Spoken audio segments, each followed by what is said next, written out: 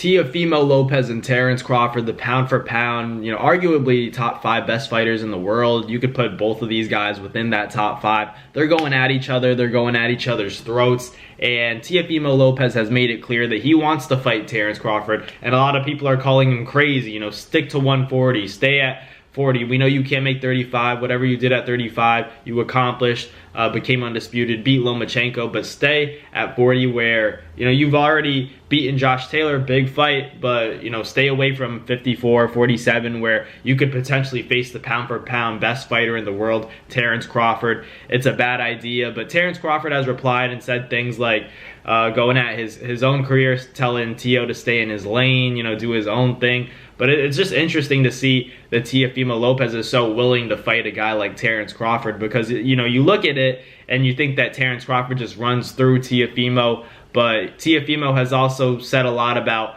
the condition in which, opponents of Terence Crawford have been in, specifically talking about Kell Brook with the eye, the orbital bone that was fractured, a lot of damage done prior to the fight. He was already beaten down. Terence Crawford also fought Earl Spence Jr. recently, the pre-existing injuries, all that. But that's what Teofimo Lopez is alluding to. He's talking about how Terence Crawford, every opponent he fights, is basically handicapped. That's what Teofimo Lopez is arguing. And like I always say, I don't think any fighter really goes into the sport of boxing. It goes into any fight after a hard 7 to 8 week training camp 100%. That's just the reality of the sport. No one's really feeling their best shape ever. Like, no one's really feeling like that. It's rare in this sport because realistically, they talk about Earl Spence Jr. They talk about how he could have pulled out of the fight. We remember that detached retina where he had to pull out of the Manny Pacquiao fight, and look at what happened. People were calling him a duck. People were calling him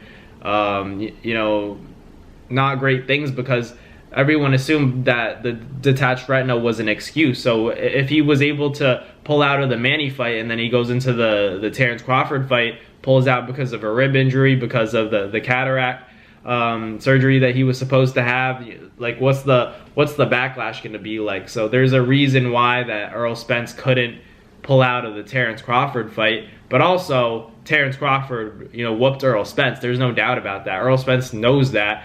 But for Teofimo Lopez to say that all of Terence Crawford's opponents have been handicapped, I'm not sure I agree with that, because you could argue that for any other fighter, because what fighter stepping into the ring is always 100%, 0 to none of them, in my opinion. I know a lot of fighters. I know the way they operate, and I've heard a lot of things where, after the fact, even after wins, they're saying that they had this injury, they had that injury. So rarely are these fighters going into a boxing match, on fight night 100%, and that's just bottom line.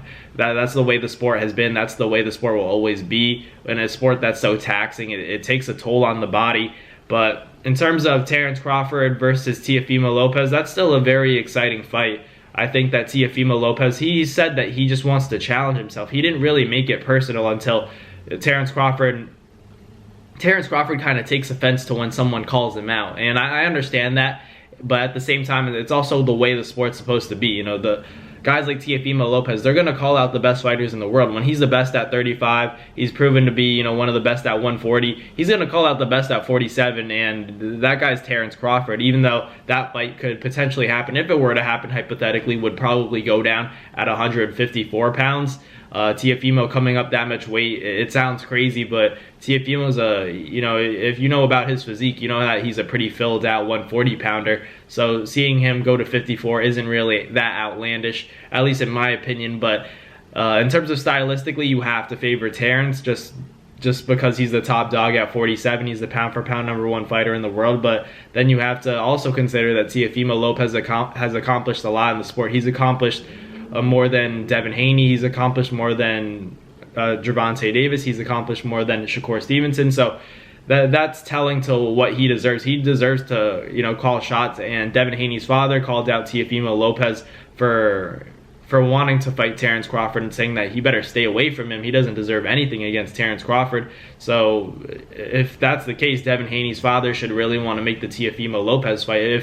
If Teo calling out Devin if Teo calling out Terence Crawford bothers them so much, then they should make that Devin Haney fight happen, because, well, you know, what else are we waiting for? But Terence Crawford and Teofimo Lopez, I think that's a tremendous fight. These guys are starting not to like each other, so maybe it's becoming more realistic, but I have to favor Terence in that fight. But Teofimo Lopez, a great counter puncher. He looks really good against Josh Taylor, so who knows? It could be an interesting match. You know, I'd definitely tune in for that one. But let me know in the comments what you guys think about Teofimo Lopez calling out Terence Crawford, and let me know in the comments, do you guys think that's a realistic fight or not? But thank you guys for watching. Like, comment, and subscribe, and I'll catch you guys next time.